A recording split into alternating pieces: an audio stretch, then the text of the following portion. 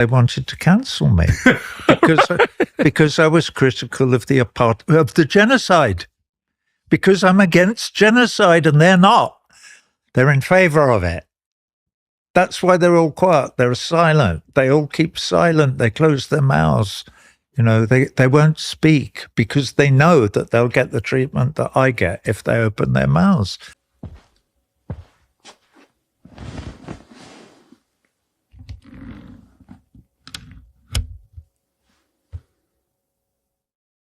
That is Roger Waters, co-founder of Pink Floyd, one of the biggest rock bands in history, sitting across from Tucker Carlson and saying on camera that the Israel lobby silences anyone who criticizes it.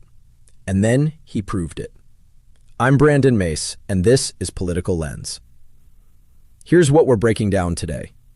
Number 1, what Roger Waters actually said in that 73-minute interview, because the clips going viral are only a fraction of the story. Number 2, the paper trail. Waters didn't just make claims. He gave specific, verifiable examples of how the Israel lobby operates, and I've traced every one. And number 3, the money behind it all. The campaign contributions, the lobby network, and the $38 billion pipeline that explains why a 79-year-old rock star can't get a hotel room in South America for criticizing a foreign government. Let's break down really what happened here. So you see this, you're stunned by it, moved by it, outraged by it. When do you decide to talk about it? Did you think about it? Immediately. Immediately. Yeah. And what was the response you got?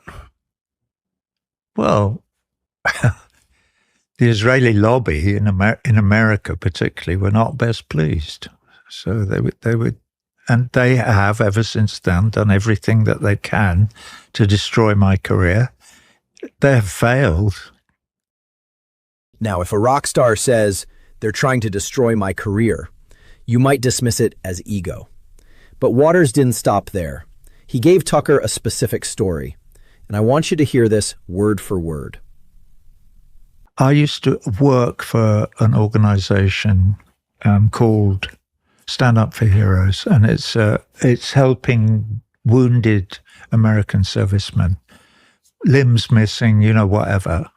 And somebody asked me, Bob and Lee Woodruff is the name of the people who run a foundation called the Woodruff Foundation. I know them, yes. Okay. Well, and Bob called me up one day and who's this? Bob Woodruff, never heard of you, And he said, there's this thing, and we do a thing called Stand Up for Heroes, where comics do, and somebody plays, and Springsteen comes and he sings a song and auctions a guitar. We raise money for these wounded men. Would you come and sing a song?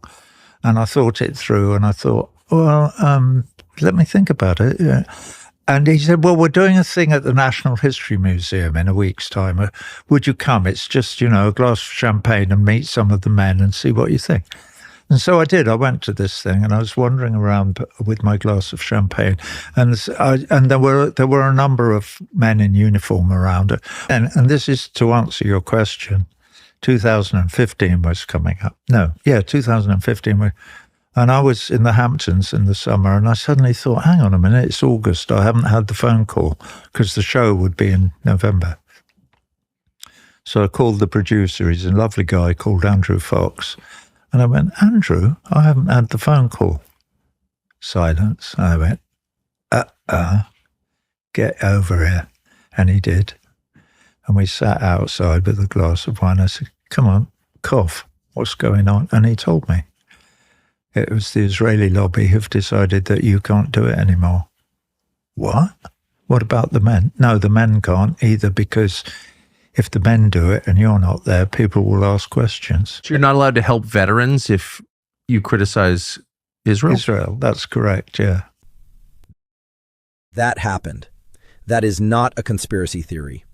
Waters was volunteering his time, not paid, not political, playing music with wounded veterans who had lost limbs serving this country. And the Israel lobby told the charity, lose Roger Waters or lose your funding. And it wasn't just Stand Up for Heroes. Waters told Tucker that City Harvest, a New York organization that distributes food from restaurants to the hungry, got the same call, same threat, same message. In plain English, a foreign lobby told American charities they could not accept free volunteer help from a British musician because he criticized a foreign government. And the charities complied. Think about what that means. Not the US government, not a court, not a regulatory agency. A lobbying organization representing a foreign country decided that Roger Waters, a man who has sold over 250 million albums, could not play music for amputee veterans in New York City. And they enforced that decision successfully. Here's where it gets even more specific. It got so intense at one point I was reading that you were banned from certain hotels because the hotel. Yeah. Is that true? Yes. Yeah. That didn't start happening until 2023, which was the last big tour I did. And both in Europe and in South America particularly, I couldn't find a hotel to stay anywhere in Buenos Aires or in Colombia or in Ecuador. In Ecuador? Yeah, well, it had just been taken over by Noboa, who, as we know, is a gangster from Miami. So he's who knows what his issues are. Yeah, you couldn't stay in a hotel in Ecuador, Colombia, or Argentina because you criticized Israel. Yes. Oh, Uruguay, Montevideo. Uruguay. Yeah, I couldn't stay in Montevideo. We did actually stay in a hotel in Quito in Ecuador for one night, but they had to pretend I wasn't there. You couldn't make it up, could you? That's a long way from Israel. What is Quito, Ecuador, or Montevideo, Uruguay, or BA have to do with Israel? What indeed? Buenos Aires is 7,600 miles from Tel Aviv. Montevideo is 7,400 miles. Quito is 7,800 miles. And yet, according to Waters, the Israel lobby had enough reach in all three of those cities to get hotels to refuse a paying customer. And Waters didn't frame this as a theory. He framed it as something that happened to him personally while touring.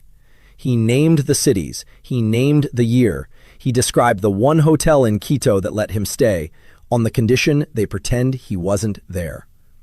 The reality is, if Roger Waters is making this up, he's committing career suicide on the world's largest independent media platform. But if he's telling the truth, he just exposed something that should terrify every American.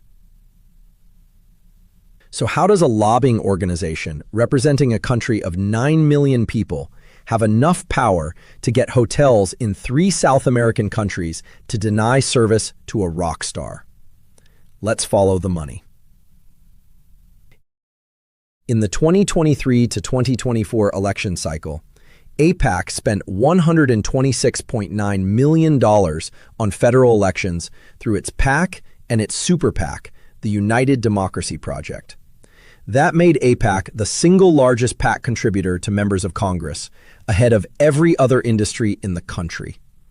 And they don't operate alone. AIPAC runs a network of affiliated groups, the United Democracy Project, Article 1 PAC, and shell PACs with names like Elect Chicago Women and Affordable Chicago Now, that collectively poured more than $100 million into the 2026 cycle. A sludge investigation found that $45.2 million of AIPAC's 2024 spending went directly to the campaigns of members of the new Congress, the very people who vote on military aid to Israel. And the aid they vote on is not small. $3.8 billion per year, $38 billion over the life of the current Memorandum of Understanding.